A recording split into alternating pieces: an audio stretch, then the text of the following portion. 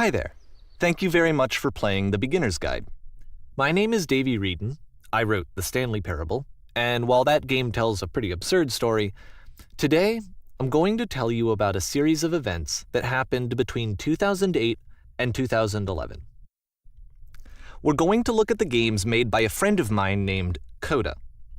Now, these games mean a lot to me. I met Coda in early 2009 at a time when I was really struggling with some personal stuff, and his work pointed me in a very powerful direction. I found it to be a good reference point for the kinds of creative works that I wanted to make. So just to start you off, this is, I think, the first game he ever made. It's a level for Counter-Strike. You can walk around here, by the way. And mostly it's just Coda learning the basics of building a 3D environment.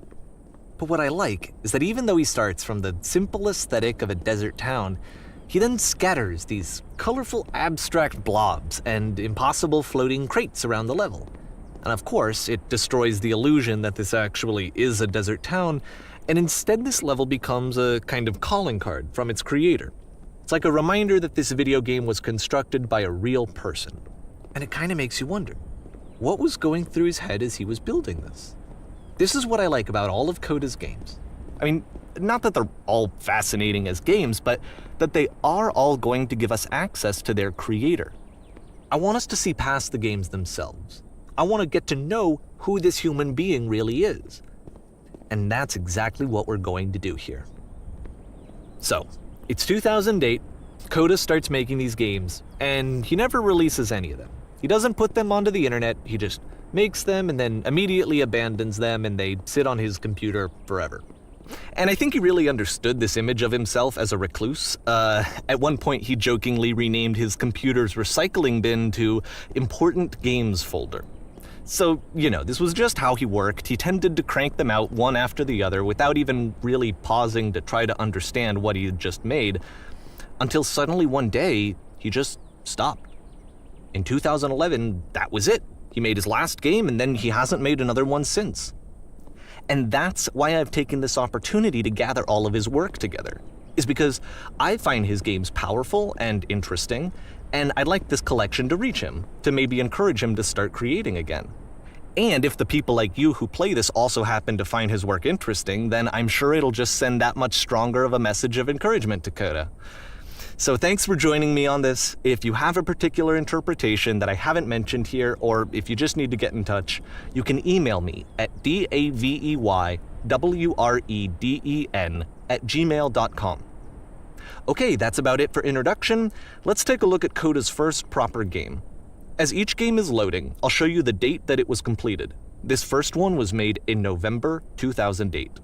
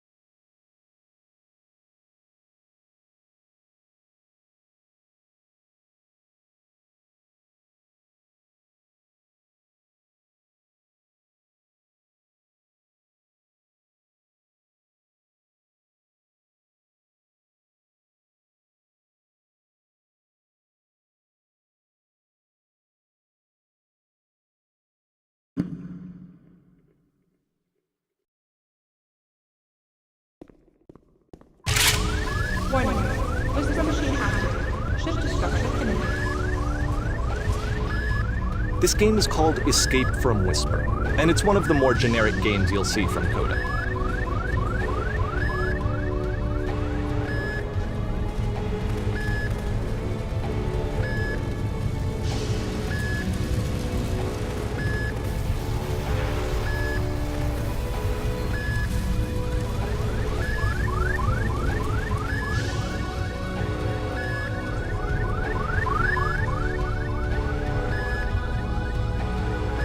Security call breached.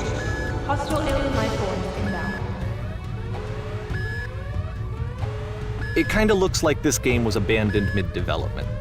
For instance, you have this gun, which you'd think would indicate that there are supposed to be monsters or enemies somewhere, but then clearly there are no enemies anywhere. You can't even reload the gun when you run out of bullets. But ultimately we don't really know. Maybe Coda thought that actually it was complete the way that it is. And I think that we should talk about his games for what they are, rather than for what they're not. Enemy force neutralized. Begin ship evacuation. I love how you can see the bottom of the universe from this room.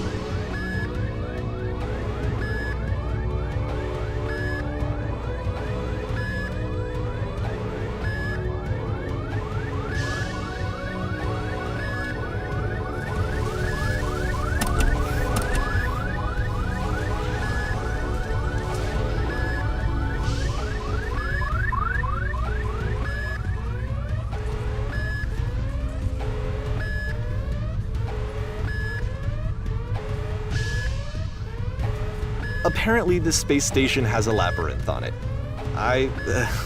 Sure, I don't know. There's really no reason for it that I've ever been able to discern, so in the interest of time, I'm just gonna skip you on past it.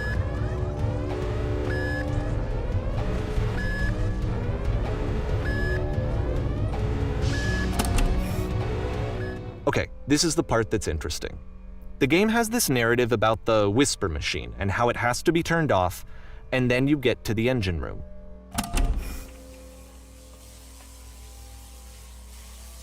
Hey, you there, in the engine room. You could save us all. That beam is powering the Whisper machine. We could disrupt it by introducing a great enough heat signature. If your body could stop the beam. It's so much to ask, but for all of our lives, would you do it? Could you give yourself?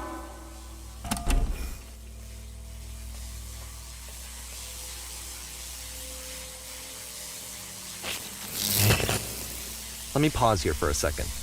What you just experienced, stepping into the beam and then dying, is probably what Coda had initially intended when he was developing this level. But when he first compiles and plays it, something goes wrong. There's a bug somewhere. And this is what happens instead.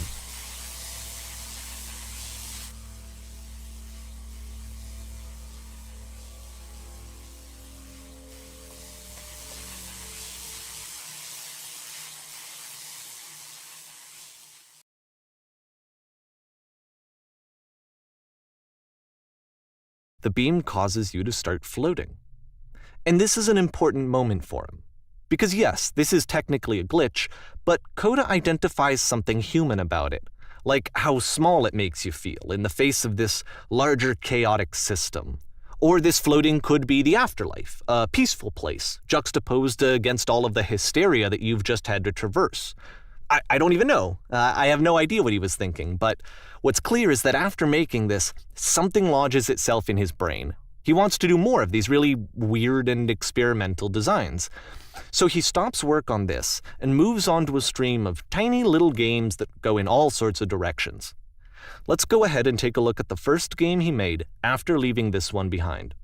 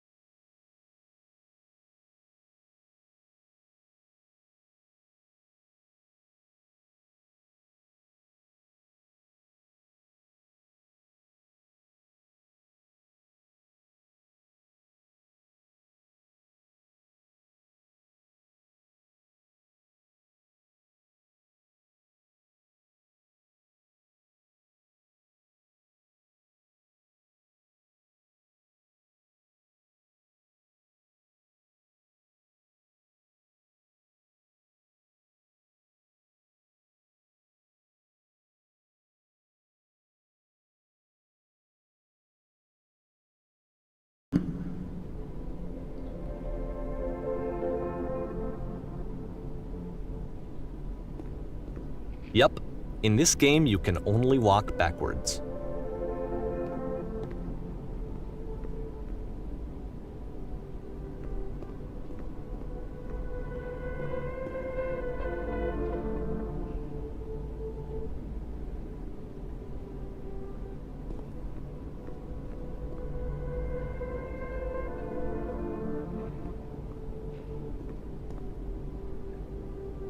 So it's a short and relatively minimalist experiment combining motion and narrative. It is less advanced than the previous game, but actually it seems to be more focused, more complete. Code is trying to give it a unique voice rather than simply basing it on a pre-existing trope.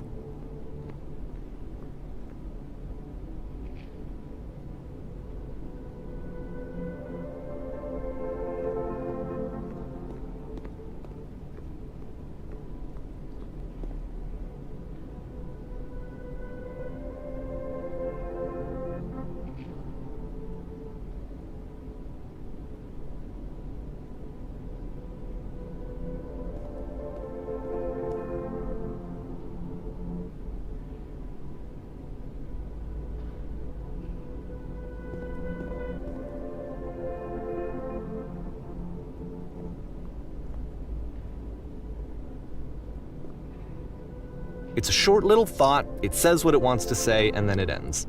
Didn't need anything more than that. Which to me is why it works, because it gets out quick. Okay, next one.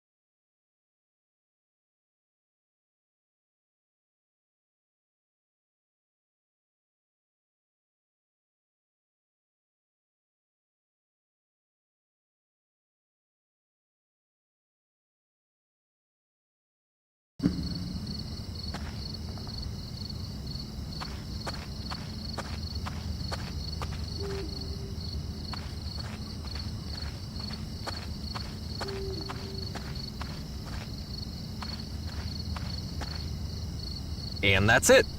Okay, the meaning of this game won't be clear just yet. Please be patient with me for a few more games, and I promise you'll see what makes it interesting. Oftentimes, Coda would put bizarre titles like this one at the start of his games. I wish I'd known him at the time that he was making these early games. He would really only talk to me about his work as he was making it. Once he stopped work on a game, that was it. It was dead to him. And I don't agree with that at all, but what are you gonna do?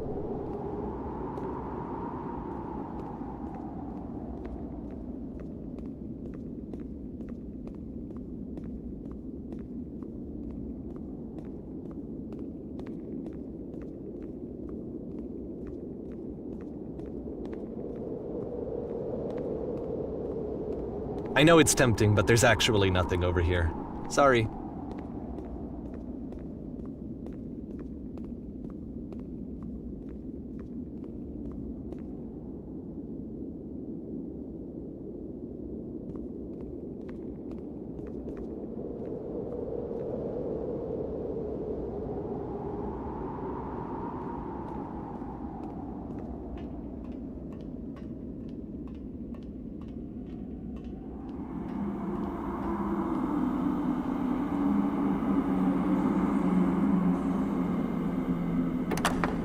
Once you've been slowed to an absolute crawl, the door at the top of the stairs opens. So why, if Coda's not showing these games to anyone, why bother opening the door at all? Well, to show you, I'm modifying the game here so that when you press enter, it'll bring you back up to full speed so you can enter the door for yourself.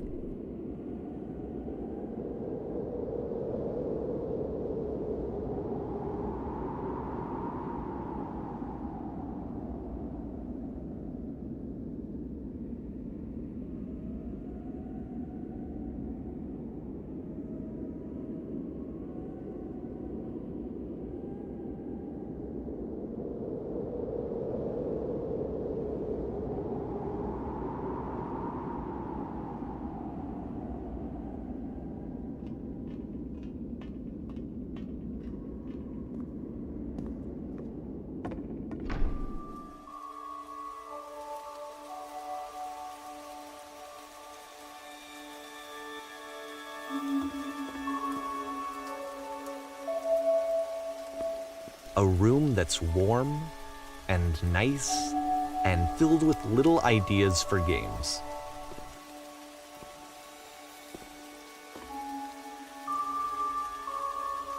Coda would often tell me that he didn't mind if people thought of him as cold or distant. He said that he knew that he was actually a vibrant and compassionate person, but that it takes time to really see that. It can be a very slow climb to get there.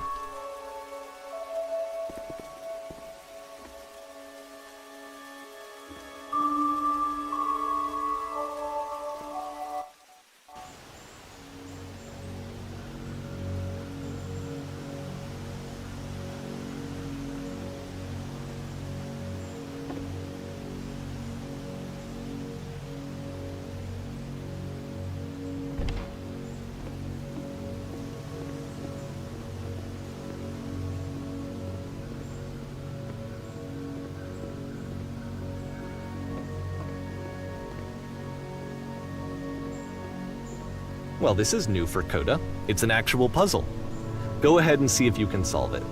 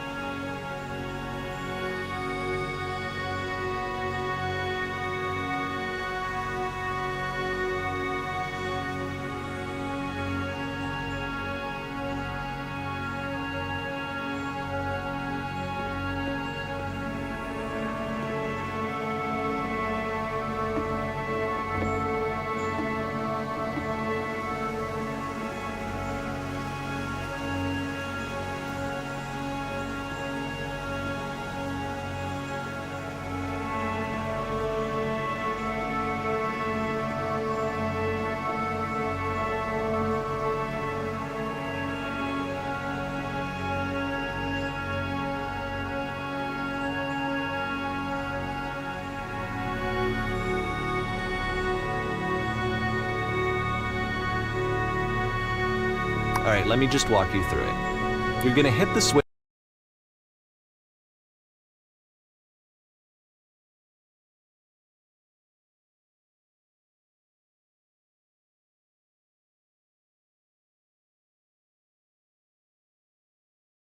on the outside to open the door, then hit the same switch and walk through the door before it closes. You'll see a second switch on the inside, which will open the second door.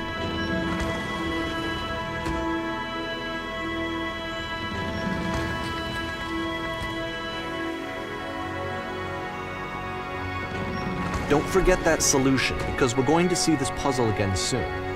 We're gonna see it a lot.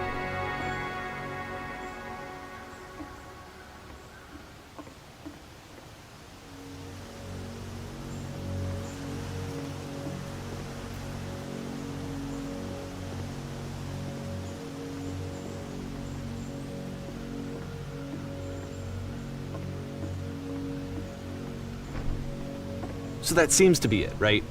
You walk down a corridor, you solve a puzzle, you get to the end. Simple enough. Alright, now I'm going to modify the game again so that when you press enter, it'll remove all of the walls from this room.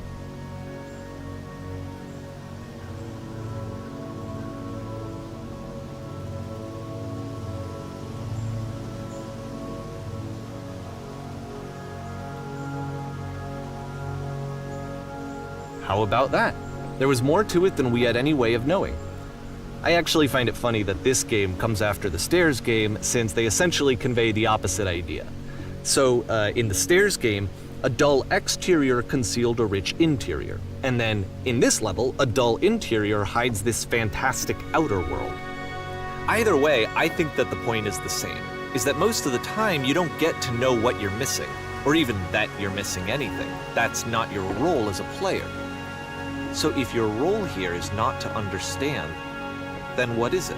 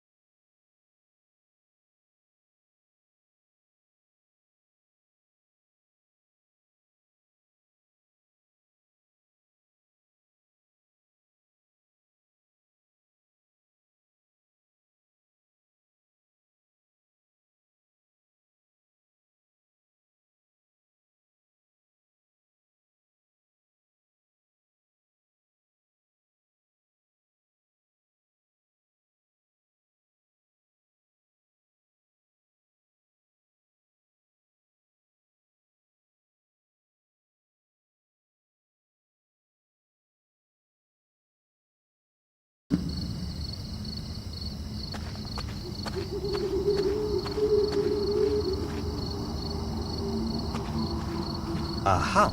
So, this, combined with the entering game from earlier, tells us that Coda believes his games are connected somehow.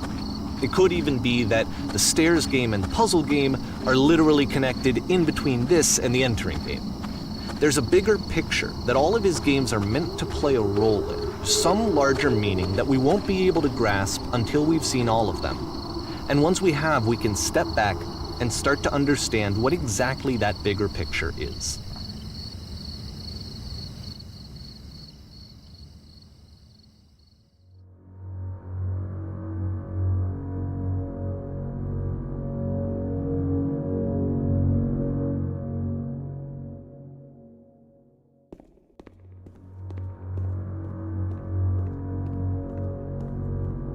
Let's talk about video game development for a second. Every video game runs on what's called an engine, which determines what the game can and cannot do.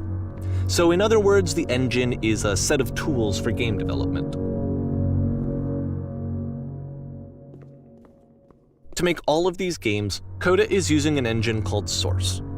Like all engines, Source has certain things that it does well, and it has certain things that it does poorly. One of the things that it does very well is boxy linear corridors. That's why so many of Coda's games are set in these large, flat, empty rooms, is just because he's working with what the engine does well. The tools available to the creator shape what kinds of creative work they're going to end up making. You might consider paying attention to the architecture in Coda's games, to notice how they seem to stem from an engine that's very good at producing linear, boxy corridors.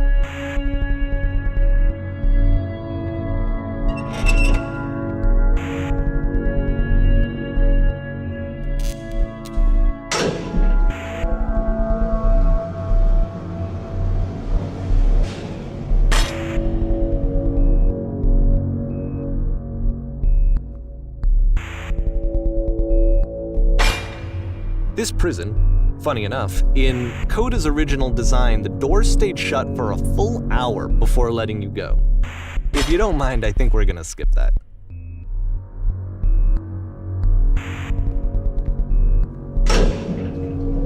This is something that he and I used to argue about a lot. You know, whether a game ought to actually be playable, whether it means anything if no one can get through it. And I would always defend that, you know, all this work goes into the game, why not make it playable and accessible?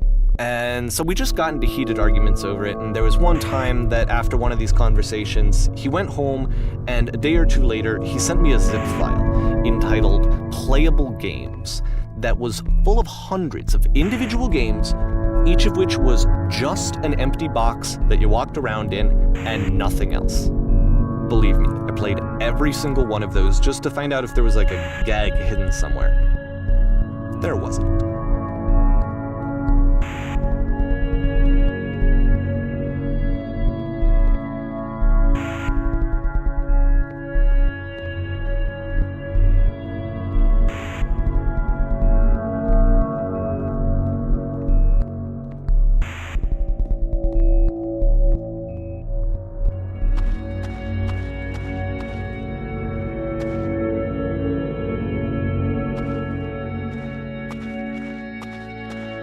It's the puzzle again, with the exact same solution as the last time.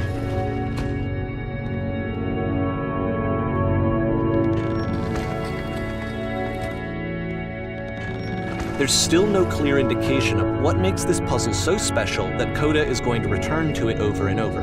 But I promise I'll share with you my interpretation very shortly.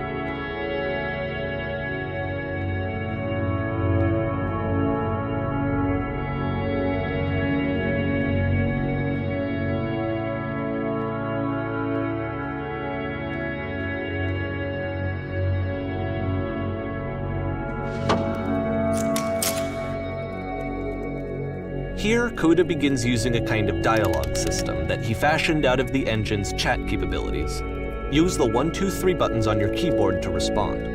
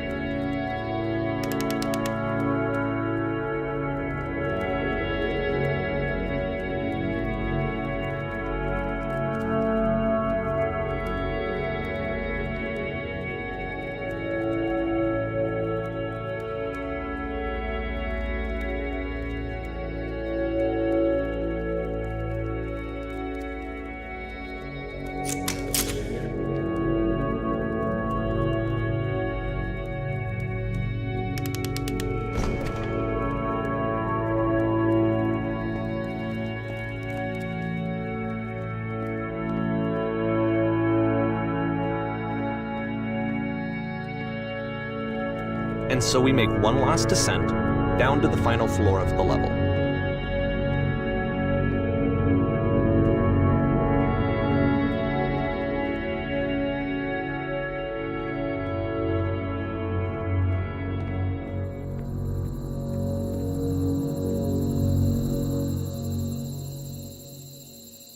It's a lamppost.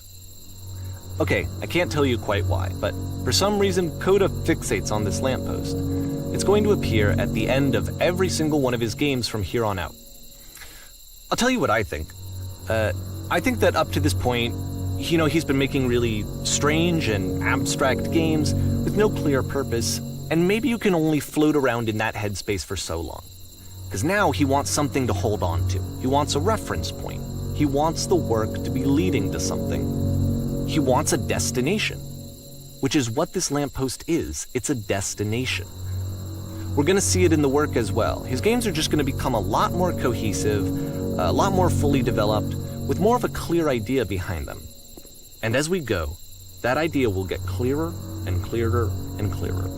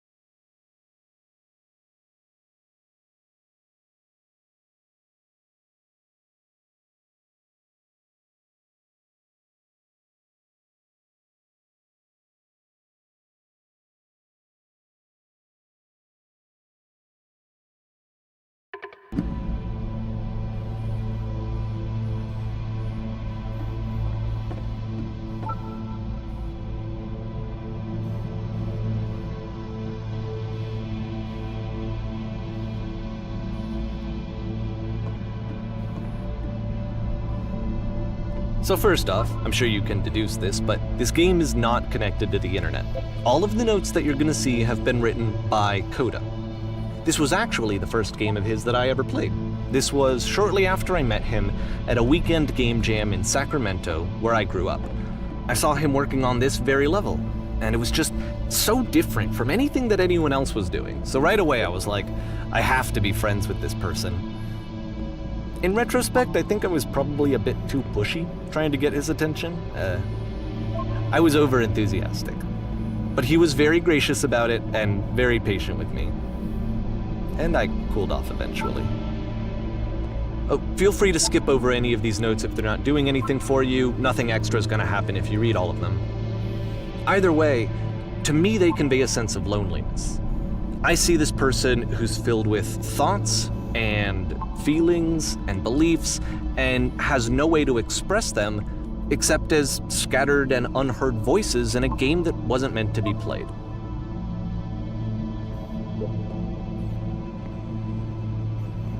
But it's ironic, isn't it, that in playing this game and seeing how alone Coda often felt, that we get to know him better and actually kind of connect with him.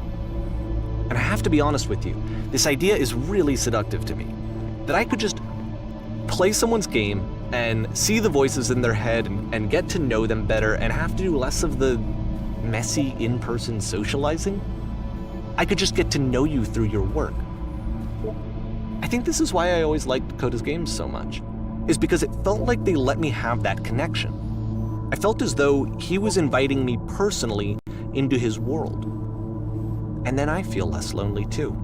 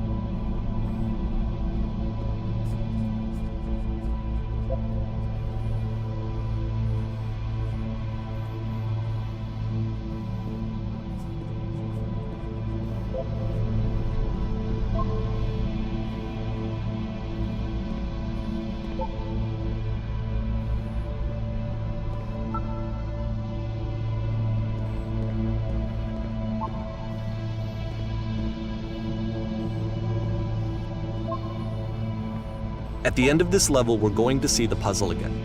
And here, I'll tell you what I think the puzzle means. Each of these games represents an idea that was on Coda's mind at the time that he was making it. And the puzzle is a way of closing the door on a previous chapter of his life before moving on to the next one.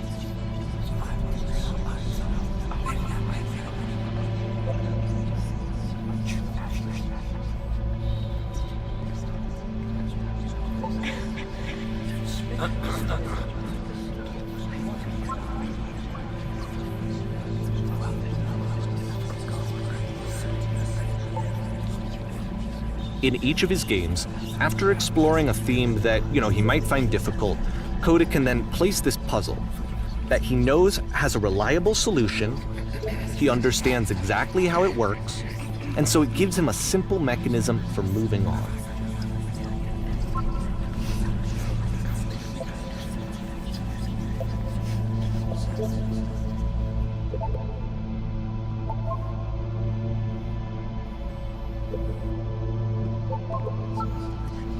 And because there's this dark area between the doors, a space between spaces, before you move on, you get to pause. Just for a moment, a few seconds to reflect on and let go of the events that led you here, to step back and connect the pieces together, to grasp at that elusive bigger picture.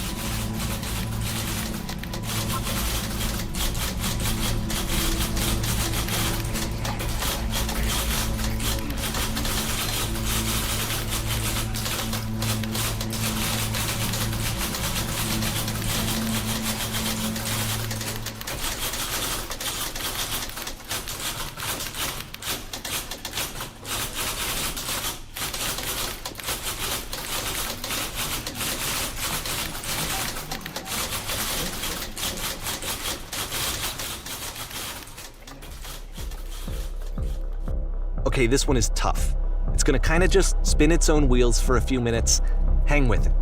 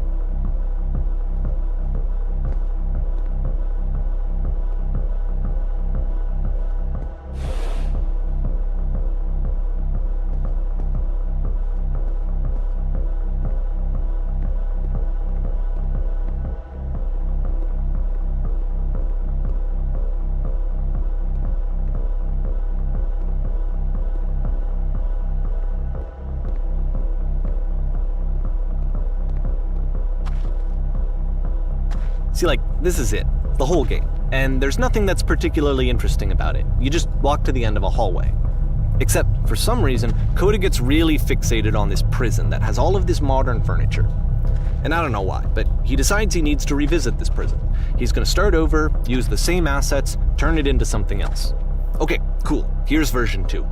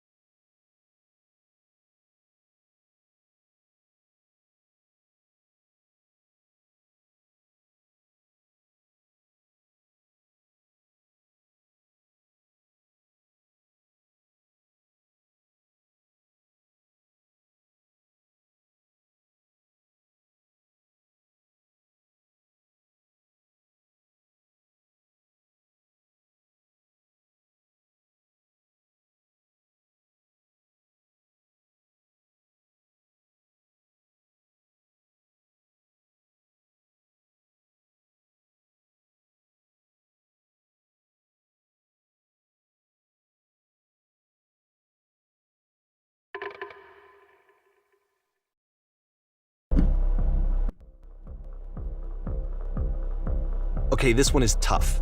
It's gonna kind of just spin its own wheels for a few minutes. Hang with it.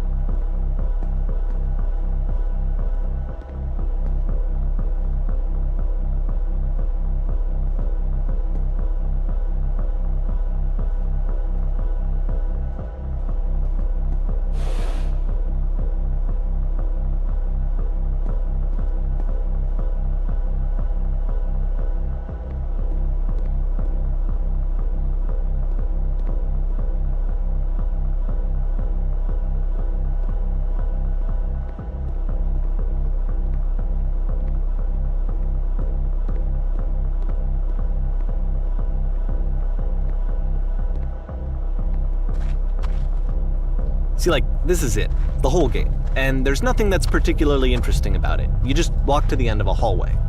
Except, for some reason, Coda gets really fixated on this prison that has all of this modern furniture. And I don't know why, but he decides he needs to revisit this prison. He's gonna start over, use the same assets, turn it into something else. Okay, cool, here's version 2.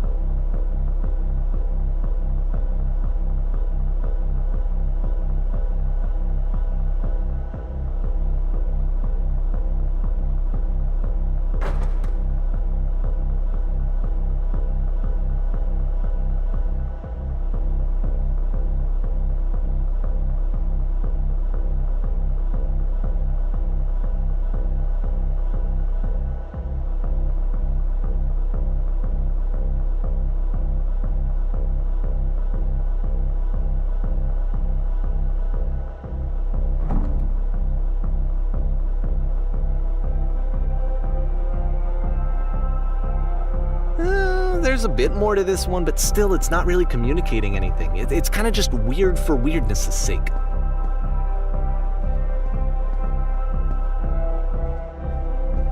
So okay, he throws it out and starts over. This time he comes at the prison idea from a different direction.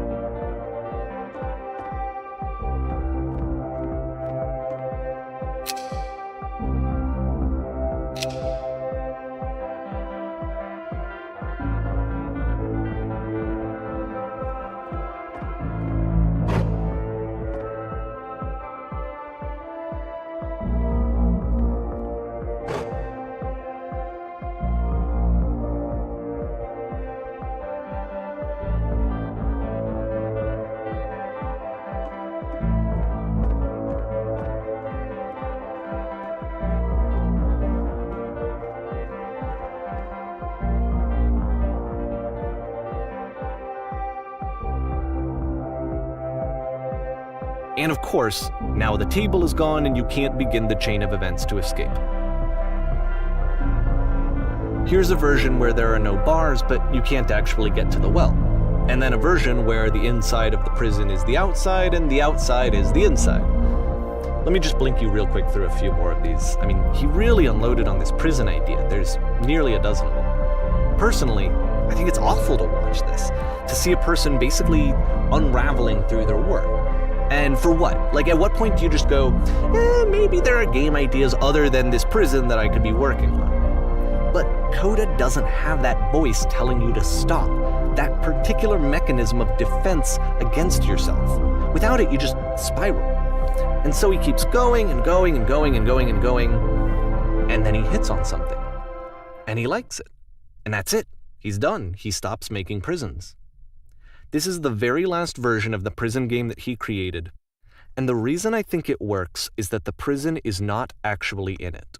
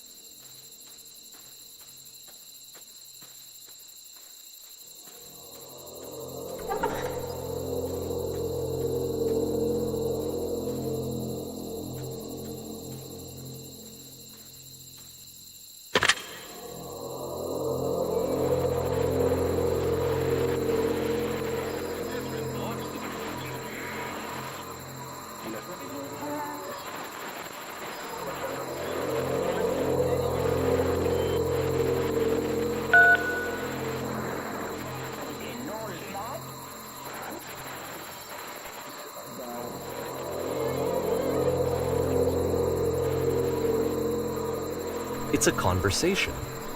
And so this is what Coda wants, is to be able to talk to someone, to share what's on his mind, and to get some good advice from someone who knows. But the irony is that even in this scenario, you're still talking to yourself. You know, all of these games so far are Coda talking to himself.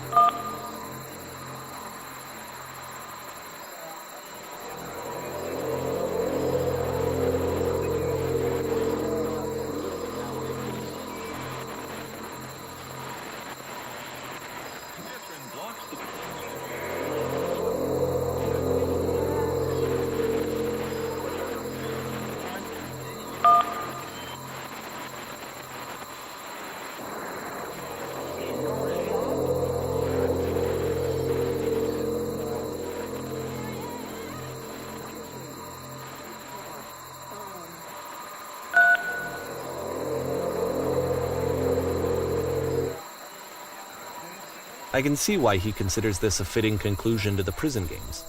After all of the obsession and frustration, just to be told by someone you can trust that things are going to be okay. Wouldn't that be nice? So what would it look like if Coda wanted to make a game about talking to someone other than himself?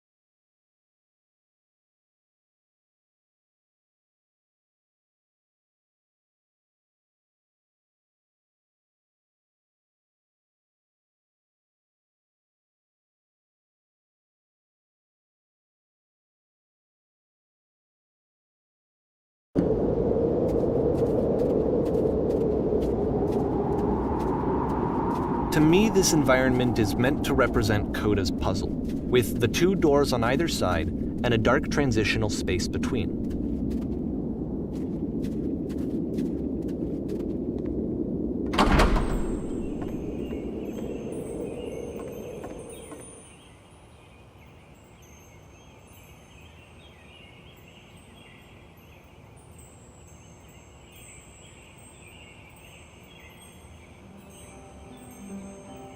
You'll notice that the quality of the art is a step up from previous games, including this new and improved chat system, which he started using from this point on. From here on out, he begins putting much more effort into the visual polish of his work, and this particular game took 2 months to create as a result.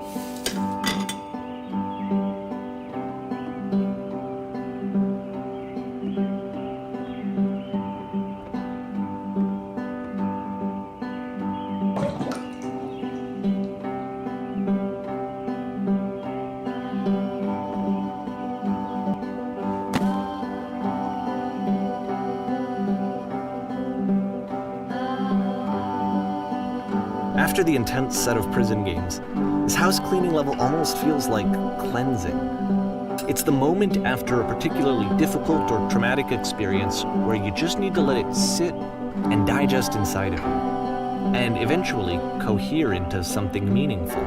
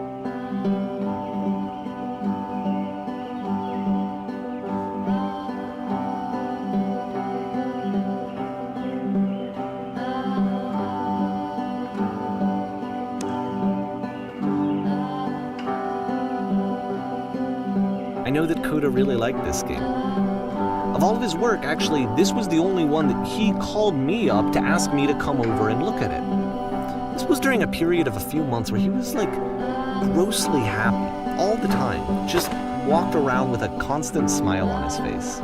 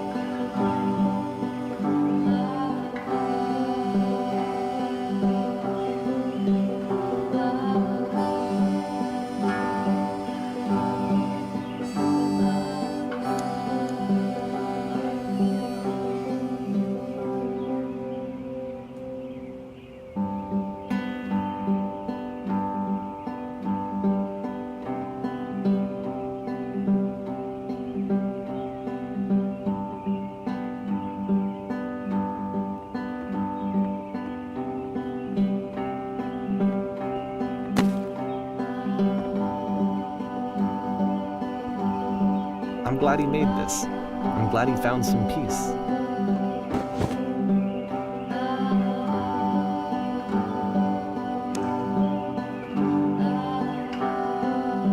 But, of course, it can't last. The music stops, your companion is gone, it's time to leave. The door at the top of the hill is now open as well. Again, you can't stay in the dark space for too long. You just can't. You have to keep moving. It's how you stay alive.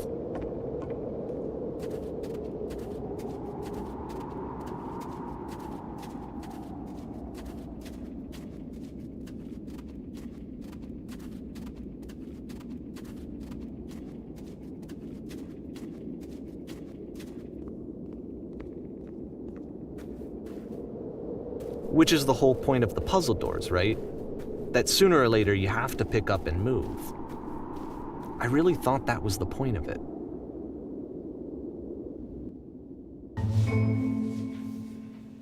This one gets a bit goofy.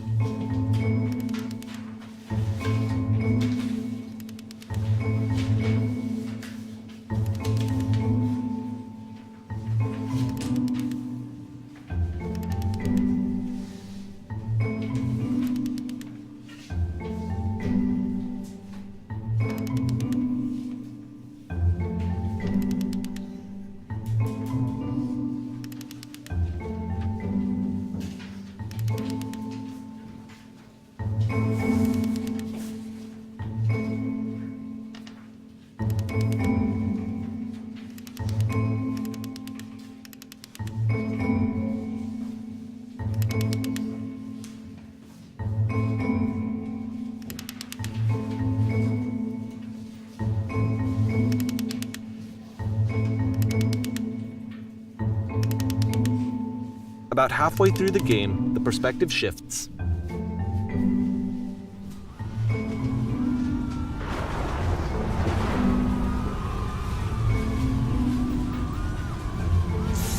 And you play as the teacher. And suddenly, you discover that your teacher is just as bigoted and afraid as you are. Oh, and also you can move around the classroom now.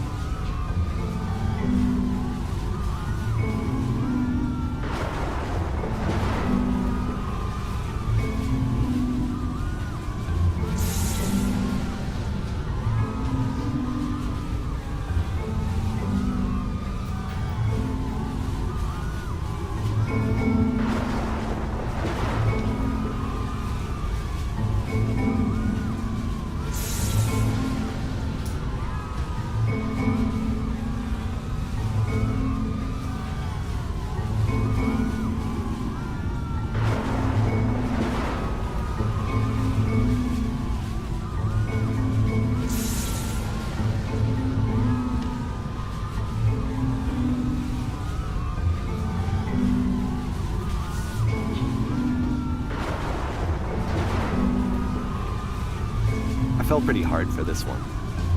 I feel like it's one of the most relatable experiences that you can have. To assume that some other person is perfect and totally fulfilled in every way, and completely miss all of the little flaws that make them painfully human. I think about this game a lot these days.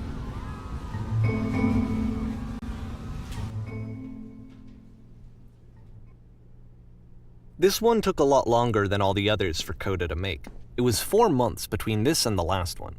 That's twice as long as it took him to make any other game before this, and it's not like it's particularly complex, so I remember I found that a little strange at the time.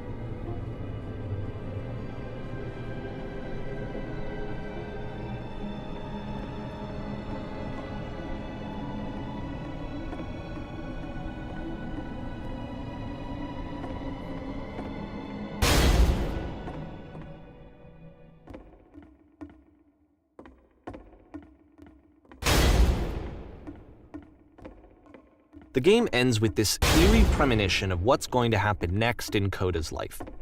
The solution to social anxiety, to fears of having to perform and having to chase success, the answer for Coda is to withdraw, to hide himself away.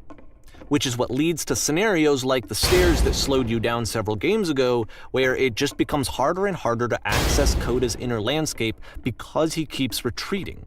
He just keeps backing away from possible connections to anyone other than himself. And to be honest, I didn't consider it very healthy when I first played this game. You know, it looked to me like he was trying to justify the idea of just disconnecting yourself from the world. And that wasn't what I wanted for him or for his games. Because I feel like a lot of his games are inviting me to connect with this person, to bring him closer.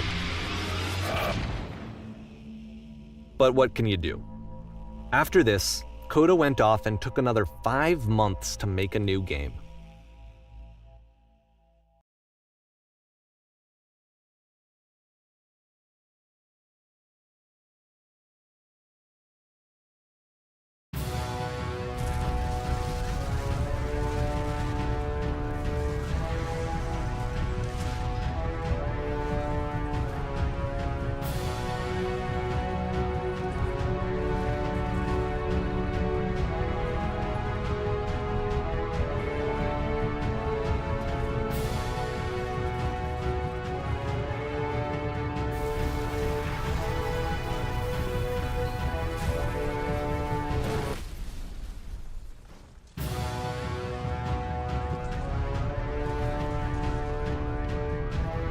You should probably open your eyes if you haven't already. It's pretty much impossible to solve otherwise.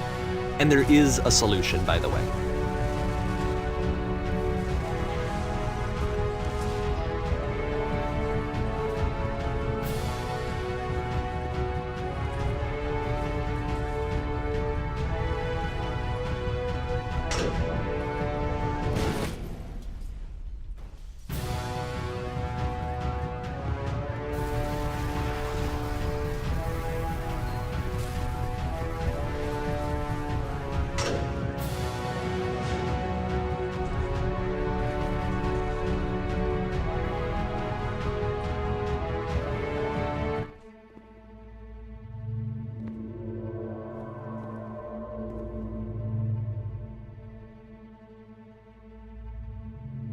Like I said, I was getting concerned.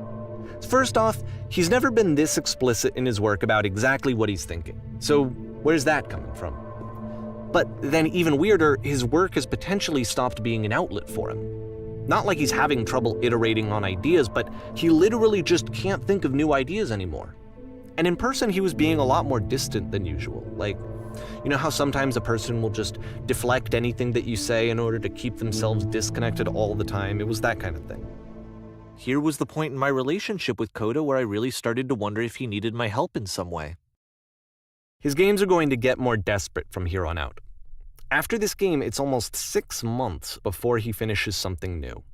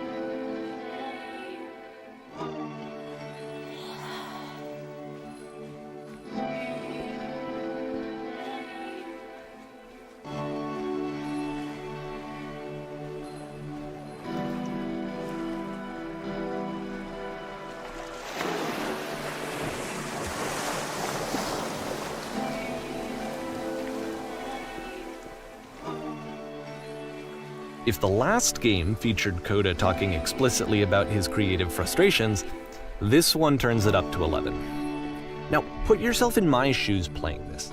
Here's a friend whose work is exhibiting signs of struggle, frustration, anxiety, depression, even. And yet still, he keeps making games. He keeps throwing himself into the grinder even when he clearly doesn't have the energy for it anymore. Why? What is it for? Because from my perspective at the time and just what I knew of him, this was a result of how isolated he was. He was in his own little bubble, just sitting at his computer all day, not really showing these games to anyone, not releasing them onto the internet, and so he didn't have anyone outside of himself to connect with. He had no outlet to ground himself on.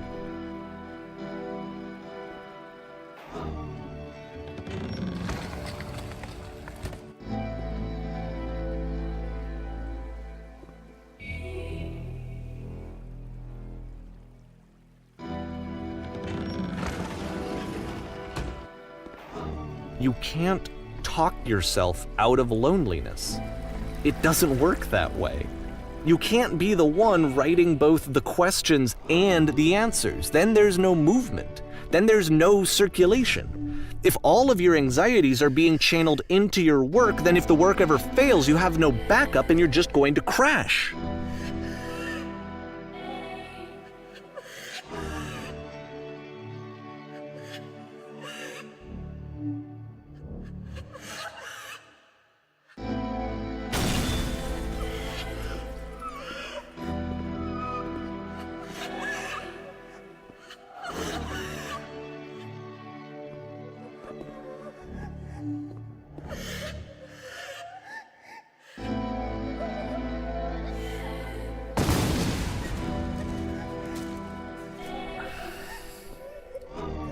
Seeing this game at the time that he made it, it looked really unhealthy to me. I was watching him do this to himself, and I hated it. I hated seeing him so trapped. It's like, video games are not worth this amount of suffering. This is someone I really cared about, and I used to get so much joy out of seeing him create.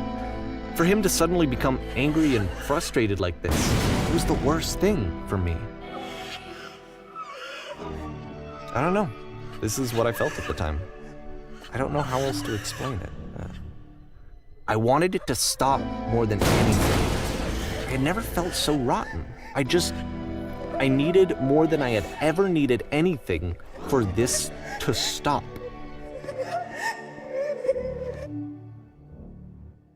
But it didn't stop. After finishing this one, Coda takes another 7 months and comes up with a new game.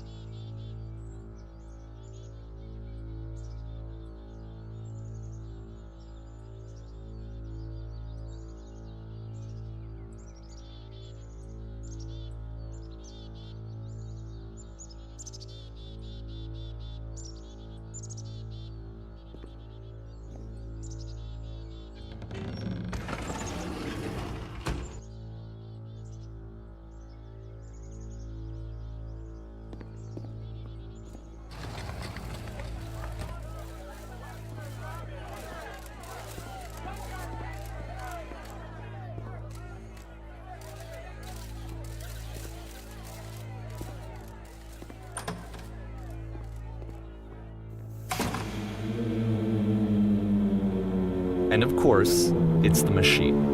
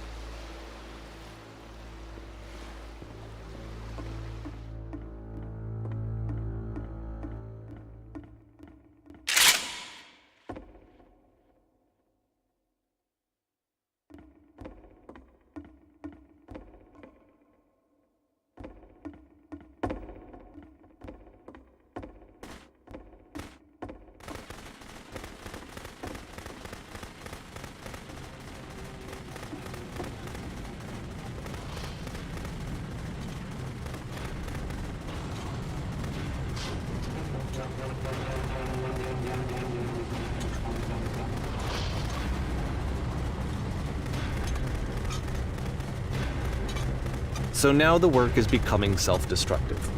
And I'll tell you, at the time that I first played this game, shortly after he made it, here's what I'm thinking to myself.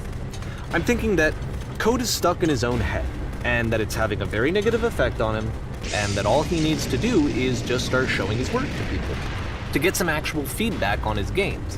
It might get him out of isolation. And so, as I'm thinking this, I realize that I could be the one to initiate it. Because it would never occur to Coda to start actively soliciting feedback, so what if I did it for him? If he could see the difference it would make to have more actual conversations with other human beings, would that bring him out of his mental spiral? Would it give him confidence in himself? Would it bring meaning back into his work?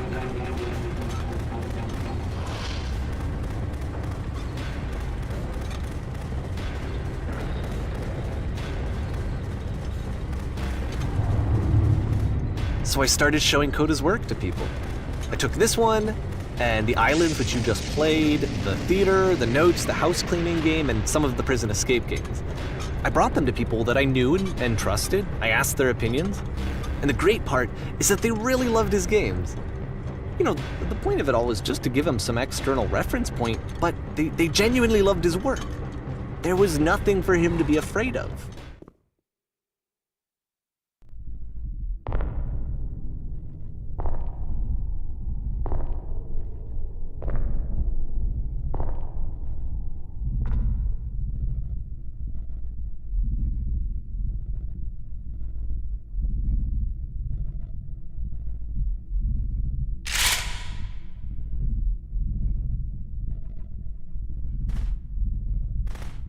Can you see why I felt like this was the right thing to do? Because it's the thing that I always feel like I need, to be told that my work is good, that I am good. When someone really connects with a thing that I've made, when they see themselves purely in my work, there's nothing that feels better. And I got to give that very same feeling to my friend.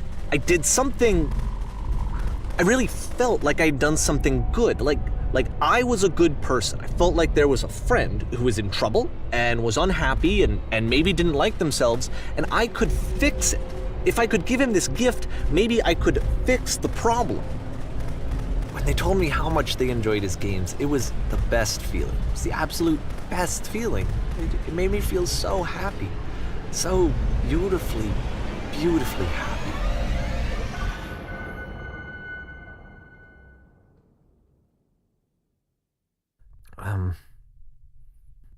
So anyway, Coda finishes this game, and then really he just kind of takes off for a while. So this is June of 2011, and I didn't hear anything from him for several weeks, I guess. And so out of nowhere, one day I get an email, and it's got a private link to a new game of Coda's. This one is called The Tower, and to my knowledge, it's the last game that Coda ever made. So let's take a look.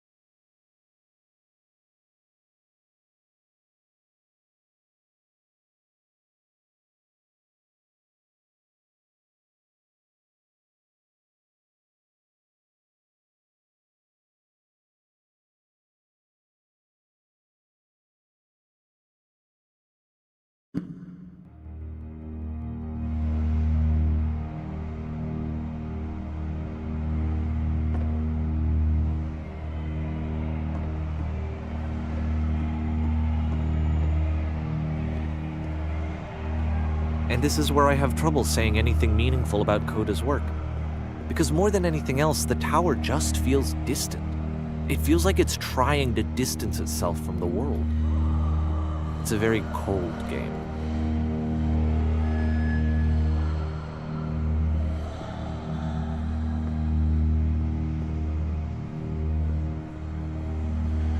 This room actually has a maze in it.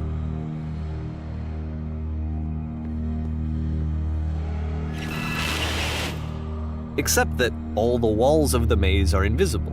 And then every time you touch one of the walls, there's this awful flashing and noise, so the experience is really miserable. The game goes beyond not being meant to be played, it actually seems to despise the player for trying to play it at all. But I do want to show you the rest of the level, so when you're ready to continue, press enter and I'll put a bridge over the maze.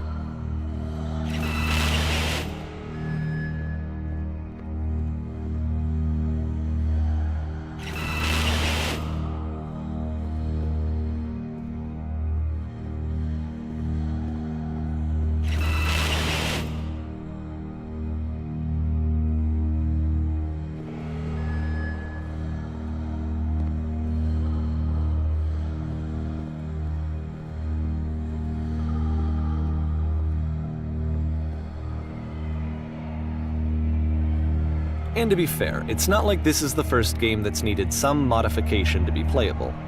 Like the house cleaning game. You know, that one used to actually loop the cleaning chores and you just cleaned a house forever. I had to cut it off so that you could exit the house and the game would actually end. But that game had an idea that it was actually trying to communicate. What's the deeper idea behind the invisible maze?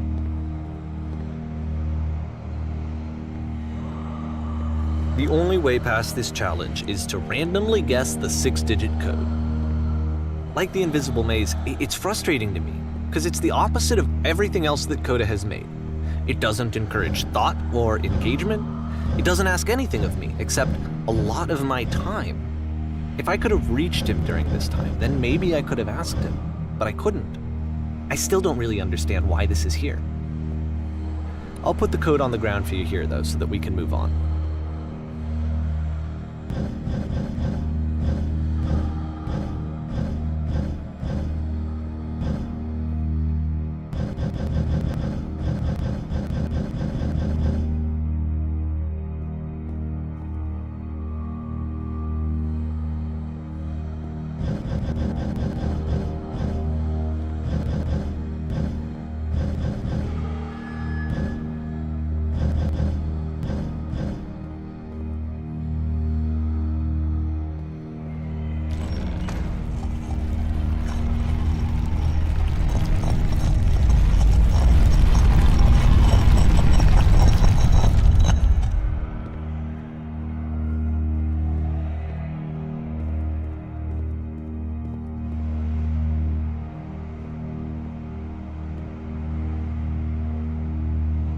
The switch to open this door is actually on the other side of the door, meaning that it's literally impossible to solve from this side. So even if you somehow brute forced your way through the first two challenges and you got to this point, there's actually just no way to progress. And it's scary for me, the idea of Coda cutting himself off entirely, just saying, you know, that's it, that's the end of the conversation, not giving me any way to fix the problem. I feel like a failure, I guess, when I can't fix the problem. But I can open this door for you, so let me do that. Was I a failure for not understanding this game? I mean, I don't know why I would be. It's not like everything needs to have a solution, but I feel it somehow. I feel like I failed, and I don't understand why. I remember, it's June of 2011. I'm playing this for the very first time, and as I'm playing, I'm thinking to myself, I don't know this person. I have no idea who this person is. It wasn't the guy I knew, it wasn't my friend. I had come to so many conclusions from looking at all of his work up to this point, and then suddenly none of them... I had been trying to, though. That was the thing.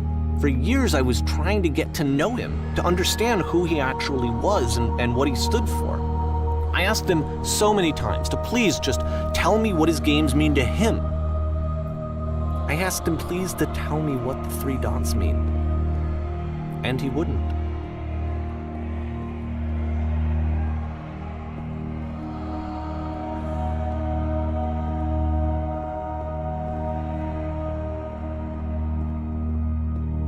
I just felt so strongly that if I could have connected with him, that if I could have somehow made his work my own, that I would finally be once and for all happy. It was that I needed to see myself in someone else. I needed to be someone other than me. But he stopped and left, and it felt somehow like I had failed.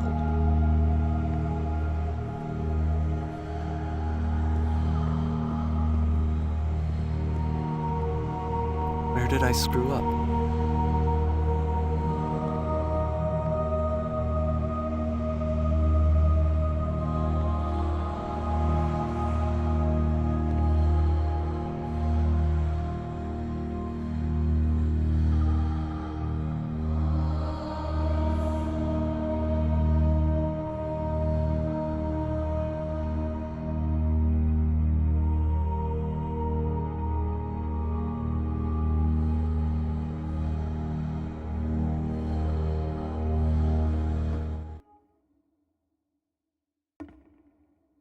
I'm the reason that you stopped making games, aren't I? It's because of what I did. I poisoned it for you.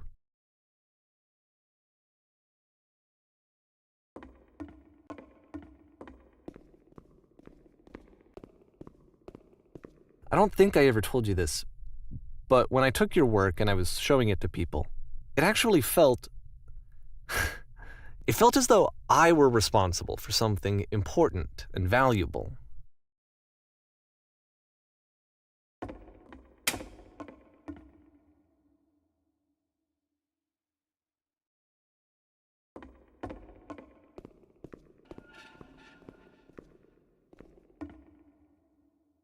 And the people who played them, they treated me like I was important.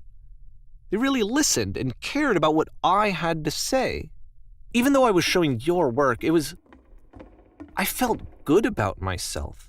Finally, for a moment, while I had that, I liked myself.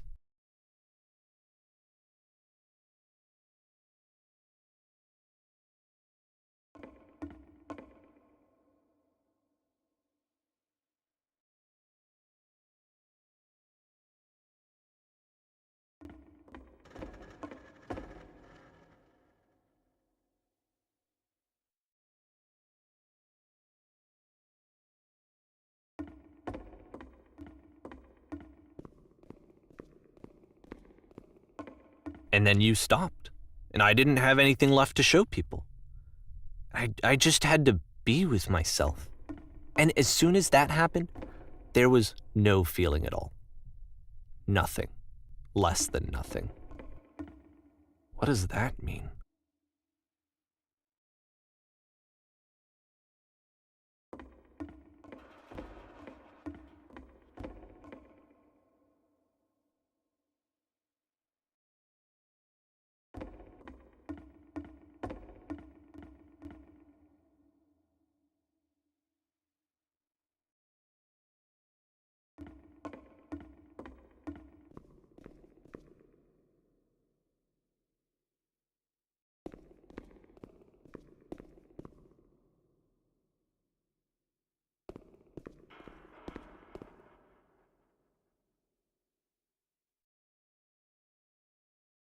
I'm afraid that I did something really stupid because I don't like myself.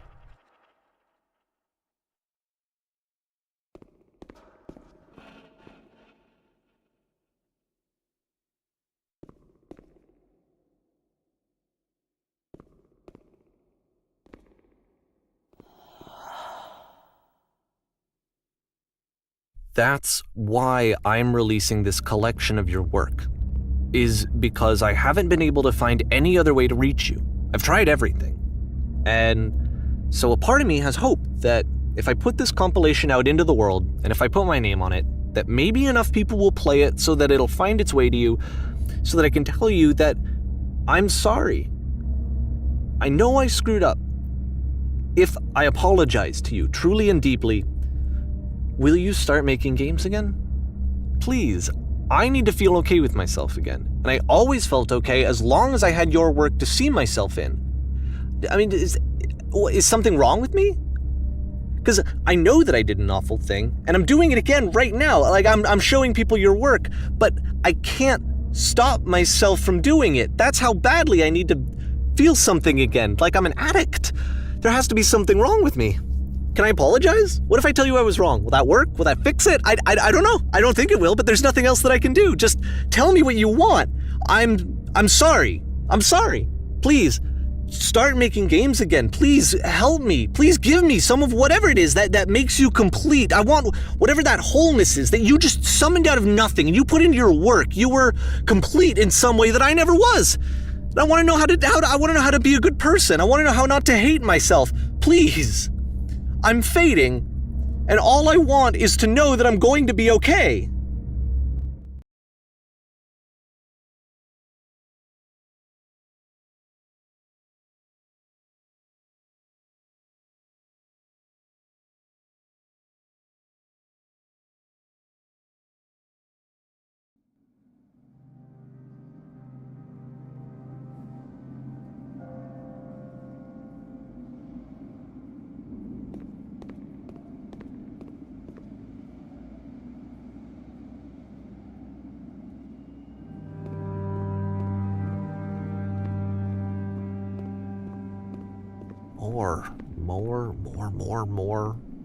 More love, more praise, more people telling me that I'm good.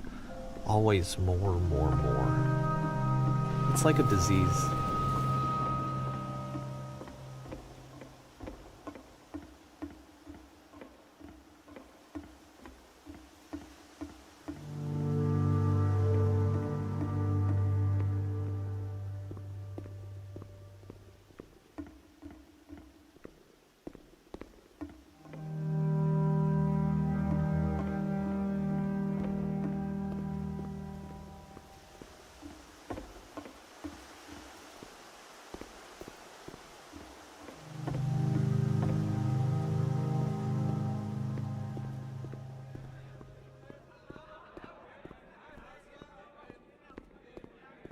Solution.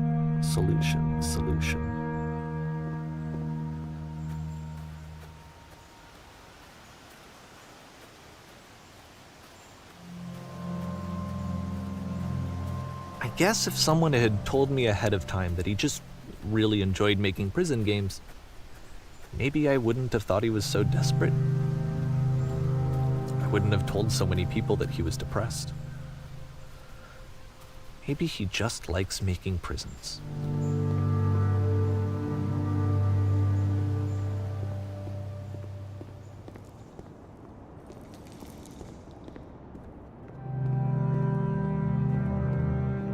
Even now, the disease is telling me to stop. Don't show people what a shitty person you are. They'll hate you.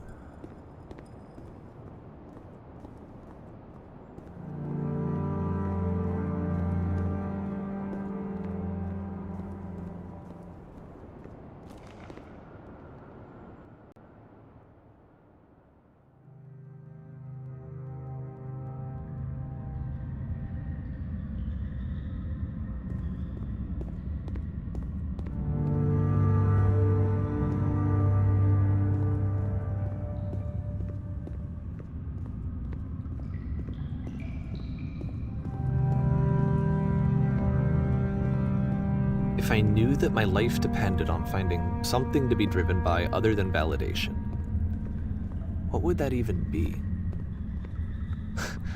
It's strange, but the thought of not being driven by external validation is unthinkable. Like, I actually cannot conceive of what that would be like.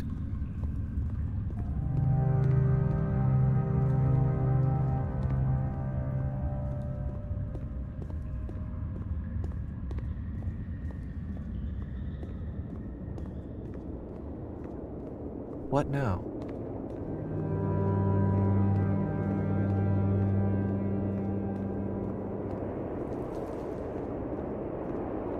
think I need to go. And I'm sorry, because I know that I said that I would be here and I would walk you through this, but I'm starting to feel like I have a lot of work to do. I have a lot that I need to make up for, and so I'm just gonna...